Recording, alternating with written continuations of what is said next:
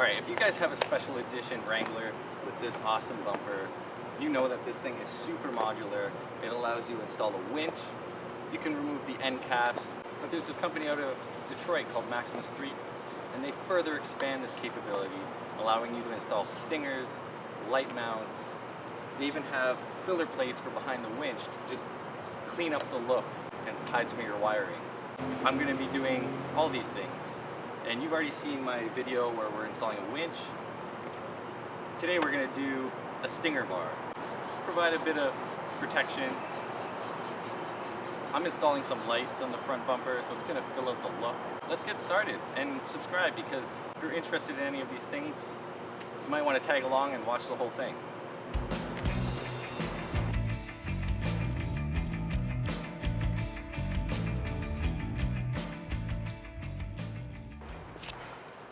Alright, so if you've seen my winch install video, you know that we've had to remove this filler plate that went right about here. Now, you don't need a winch to install the stinger, but you do need to remove this filler plate, temporarily at least. So what you're going to have to do is get your TORX bit kit that your Jeep should have come with, and you're going to use the T30 TORX bit to remove all 8 of these bolts. Step number 1.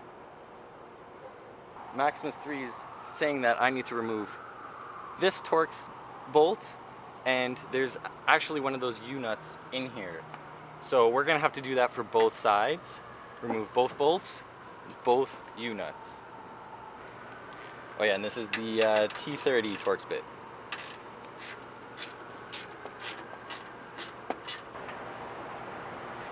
Alright, I'm going to temporarily just keep that in there. Might need it later.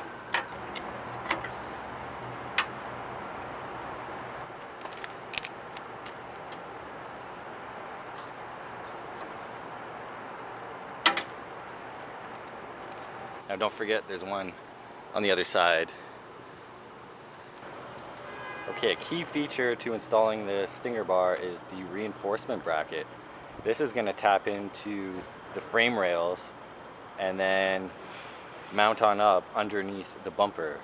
This provides a sturdy base for the stinger bar. Now mine came pre-assembled. It's got some number 5 hex bolts on the top, and then we've got a 13 mil grade 8 bolt down here that's going to get into the, it's going to tap into the frame. I recommend putting this thing together, but making sure that it's loose, because you want the play for adjustment. Make sure this thing sits right. So we got our nice powder coated bracket, and we're going to undo this 13 millimeter bolt.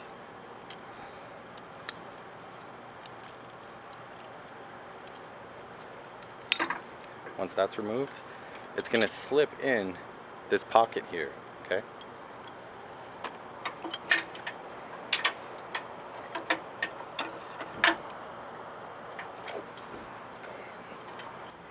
I lied to you guys. I said that you should pre-assemble this thing. Well, guess what? I think it's a little tricky to fit this thing into the pocket without first undoing the top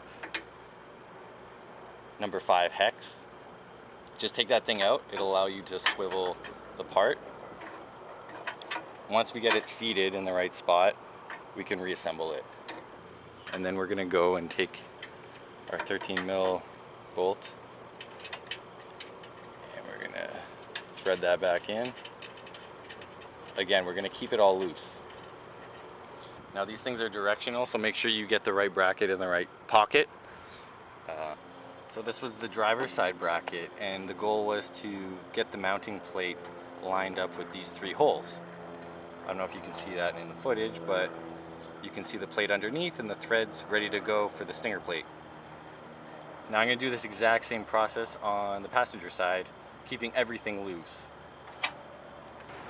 Okay, so we're about to get to the juicy part, which is installing the stinger bar.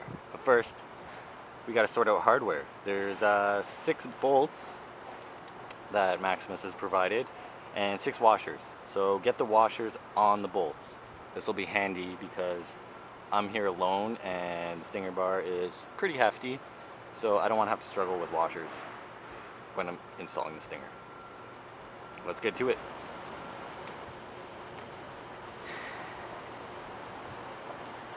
Now I'm going to start to thread some of these bolts, and then we'll go over what they look like. This is fairly simple. Make sure your washers are on the bolts, the 6 bolts, and we're going to use 3 on each side. So you can see 1, 2, 3, and that's threading into the reinforcement bracket that is installed underneath. Lastly, we have another bolt here, and we're actually going to take the bolt from the filler plate. And remember these guys, we're going to take one of these out. So we've got one of the bolts from our filler plate, and Maximus-3 has provided a nut that'll coincide with this thing. So what we're going to do is we're going to thread it now in this hole.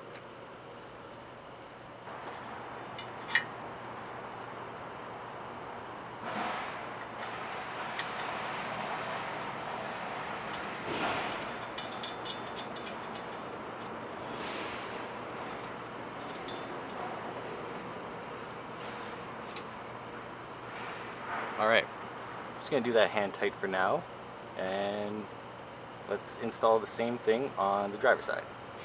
Now that we've got all the bolts finger tight and in their position, we're going to start tightening them down. I'm going to start with this one here, which is T30, and underneath we have a nut, which is a 10 mil.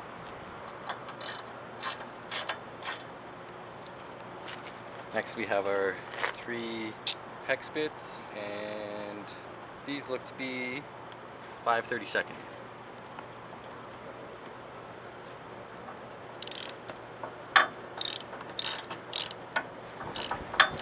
Now that the top is secure, we can go on in and tighten up our 13 mil and our T5 button heads up here. Once those are all tight, you can move on to the other side, do the exact same thing. Alright, this install was super simple. Honestly, anyone can handle this thing. I love the styling of the stinger bar. It adds a bit of protection, and this thing is so well made. The powder coating, this finish matches the bumper exactly. Make sure to check out Maximus-3, and if you like this video, please subscribe. Comment if you think this is the kind of stinger bar you would get. And like I said before, this is going to be a 3-part series where I'm going to add a filler plate, we're going to add a light mount, and some lights. So make sure you subscribe if you want to follow along. Thanks for watching. See ya.